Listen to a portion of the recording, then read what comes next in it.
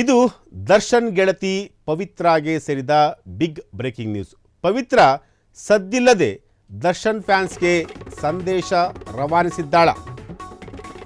ಜೈಲಿಂದ ಬಂದ ಬಳಿಕ ಭೇಟಿಯಾಗದ ದರ್ಶನ್ ಹಾಗೂ ಪವಿತ್ರ ಇಬ್ಬರು ಕೂಡ ಇಲ್ಲಿವರೆಗೂ ಕೂಡ ಭೇಟಿಯಾಗಿಲ್ಲ. ರೇಣುಕಾಸ್ವಾಮಿ ಅವರ ಹತ್ಯೆ ಪ್ರಕರಣ ಅದಾದ ನಂತರ ಜೈಲಿಂದ ಇಬ್ಬರು ಕೂಡ ಬರ್ತಾರೆ. ಬಂದಾದ ನಂತರ ಕೂಡ ಇಬ್ಬರು ಕೂಡ ಭೇಟಿಯಾಗಿಲ್ಲ. ಇನ್ಸ್ಟಾಗ್ರಾಮ್ ಮೂಲಕ ದರ್ಶನ್ಗೆ ಮೆಸೇಜ್ ಕೊಟ್ಟರ ಪವಿತ್ರ. ಈಗ ಪವಿತ್ರ ಅವರ ಇನ್ಸ್ಟಾ ಸ್ಟೋರಿ ಇದೆಯಲ್ಲ, ಆ ಸ್ಟೋರಿ ಈಗ ಫುಲ್ ವೈರಲ್ ಆಗಿರುವಂತಹದ್ದು. ಪವಿತ್ರ ಇನ್ಸ್ಟಾದಲ್ಲಿ ಹಾಕಿದ ಸ್ಟೋರಿ ರಿವೀಲ್ ಮಾಡ್ತೀವಿ ನೋಡಿ. ಹಾಗಾದರೆ ಪವಿತ್ರ ಗೌಡ ಅವರು ತಮ್ಮ ಇನ್ಸ್ಟಾ ಖಾತೆಯಲ್ಲಿ ಏನನ್ನ ಮೆಸೇಜ್ ಕೊಟ್ಟಿದ್ದಾರೆ ದರ್ಶನ್ ಅವರಿಗೆ? ಫ್ಯಾನ್ಸ್ ಮುಖಾಂತರ ನಟ ದರ್ಶನ್ ಅವರಿಗೆ ಪವಿತ್ರ ಗೌಡ ಅವರು ಮೆಸೇಜನ್ನು ರವಾನೆ ಮಾಡಿದ್ರ? ಹಾಗಾದರೆ ಮೆಸೇಜನ್ನು ಕೊಟ್ಟಿದ್ರೆ ಯಾವ ರೀತಿಯಾದಂತಹ ಮೆಸೇಜು? ದರ್ಶನ್ಗೆ ಏನಾದರೂ ಅವ್ರ ಹತ್ರ ರಿಕ್ವೆಸ್ಟ್ ಮಾಡ್ಕೊತಿದ್ದಾರಾ ಅಥವಾ ಅವ್ರಿಗೆ ಏನಾದ್ರು ಬೆದರಿಕೆ ಆಗ್ತದಾರಾ? ಯಾವ ರೀತಿಯಾದಂತಹ ಒಂದು ಮೆಸೇಜು? ಎಸ್, ಆ ಮೆಸೇಜನ್ನು ನಾವು ಇವತ್ತು ರಿವೀಲ್ ಮಾಡ್ತಾ ಇದ್ದೀವಿ. ಎಸ್, ಇದು ದರ್ಶನ್ ಹಾಗೂ ಪವಿತ್ರ ಗೌಡ ಅವರಿಗೆ ಸಂಬಂಧಿಸಿದಂತಹ ಒಂದು ಸ್ಟೋರಿ. ಈಗಾಗಲೇ ರೇಣುಕಾಸ್ವಾಮಿ ಅವರ ಹತ್ಯೆ ಪ್ರಕರಣದ ಪ್ರಮುಖ ಆರೋಪಿಗಳಾಗಿರುವಂತಹ ಪವಿತ್ರ ಗೌಡ ಜೊತೆಗೆ ದರ್ಶನ್ ಪವಿತ್ರ ಗೌಡ ಸೇರಿದಂತೆ ಒಟ್ಟು 17 ಜನ ಆರೋಪಿಗಳು ಈಗ ಜೈಲಿನಿಂದ ಹೊರಗಡೆ ಇರುವಂತಹದ್ದು. ಈಗಾಗಲೇ ದರ್ಶನ್ ಅವರು ಡೆವಿಲ್ ಸಿನಿಮಾದಲ್ಲಿ ಶೂಟಿಂಗ್ನಲ್ಲಿ ನಿರತರಾಗಿರುವಂಥದ್ದು. ಹಾಗೆ ಪವಿತ್ರ ಗೌಡ ಕೂಡ ತಮ್ಮ ಒಂದು ಶಾಪನ್ನು ಕೂಡ ನಡೆಸ್ತಾ ಇದ್ರು. ಆ ಶಾಪ್ನಲ್ಲಿ ಅವರು ಕೂಡ ತಮ್ಮ ಕೆಲಸದಲ್ಲಿ ಮಗ್ನರಾಗಿರುವಂಥದ್ದು. ಆದರೆ ಇಲ್ಲಿವರೆಗೂ ಕೂಡ ದರ್ಶನ್ ಪವಿತ್ರ ಗೌಡ ಇಬ್ಬರೂ ಜೈಲಿಂದ ಹೊರಗಡೆ ಬಂದ ನಂತರ ಕೂಡ ಒಂದು ದಿನವೂ ಕೂಡ ಭೇಟಿಯಾಗಿಲ್ಲ. ಎಸ್, ಜೈಲಿಂದ ಹೊರಬಂದ ಪವಿತ್ರ ಸಕ್ಸಸ್ ಮಂತ್ರ ಹೇಳಿದ್ರ? ಫ್ಯಾನ್ಸ್ಗಳಿಗೆ ಟಿಪ್ಸ್ ಕೊಟ್ಟ ಪವಿತ್ರ ಗೌಡ. ಸೋಷಿಯಲ್ ಮೀಡಿಯಾದಲ್ಲಿ ಪವಿತ್ರ ಗೌಡ ಅವರು ಈಗ ಫುಲ್ ಆಕ್ಟಿವ್ ಆಗಿದ್ದಾರೆ. ಜೀವನದಲ್ಲಿ ಯಶಸ್ವಿಯಾಗಲು ಟಿಪ್ಸ್ ಕೊಟ್ಟ ಪವಿತ್ರ ಗೌಡ. ಫ್ಯಾಷನ್ ಡಿಸೈನರ್ ಆಗಿ ಗುರುತಿಸಿಕೊಂಡಿರುವಂತಹ ಪವಿತ್ರ ಗೌಡ ಫ್ಯಾನ್ಸ್ಗೆ ಸಕ್ಸಸ್ ಕುರಿತು ಟಿಪ್ಸ್ ಕೊಟ್ಟಿದ್ದಾರೆ.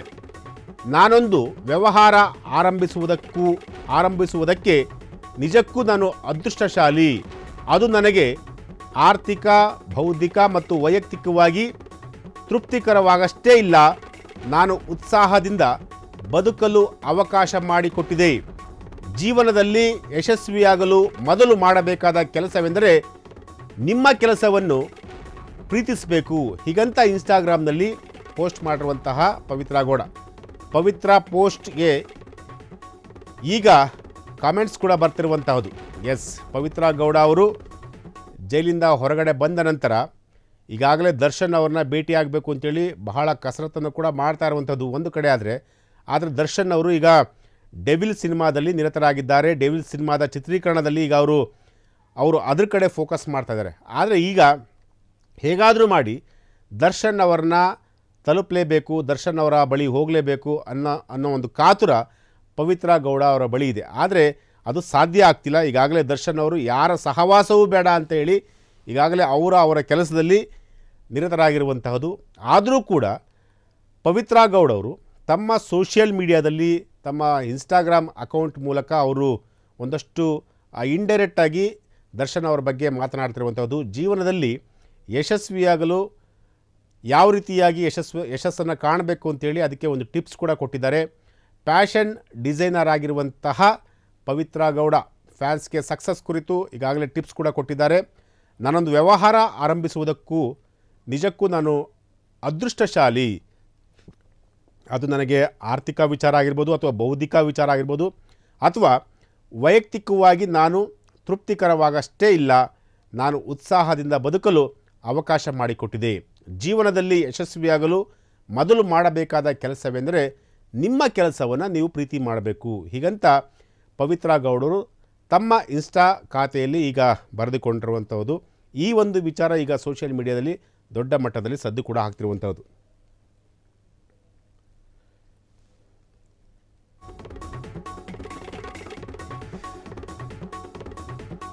ಎಸ್, ನೀವು ನೋಡ್ತಾ ಇರ್ಬೋದು ಪವಿತ್ರ ಗೌಡ ಹಾಕಿರುವಂತಹ ಒಂದು ಪೋಸ್ಟ್. ಈಗ ಈ ಒಂದು ಪೋಸ್ಟನ್ನು ನೋಡಿದಂತಹ ಪ್ರತಿಯೊಬ್ಬರೂ ಕೂಡ ಈಗಾಗಲೇ ಕಮೆಂಟನ್ನು ಶುರು ಮಾಡಿರುವಂತಹದ್ದು. ಅಂದರೆ ಇನ್ಸ್ಟಾ ಮೂಲಕ ಪವಿತ್ರ ಗೌಡ ಅವರು ದರ್ಶನ್ ಅವರನ್ನ ಹೇಗಾದರೂ ಮಾಡಿ ತಲುಪಲೇಬೇಕು ಅನ್ನೋ ಒಂದು ಕಾತುರ ದಿನದಿಂದ ದಿನಕ್ಕೆ ಅವರಿಗೆ ಜಾಸ್ತಿ ಆಗ್ತಿದೆ ಅಂತ ಹೇಳ್ಬೋದು.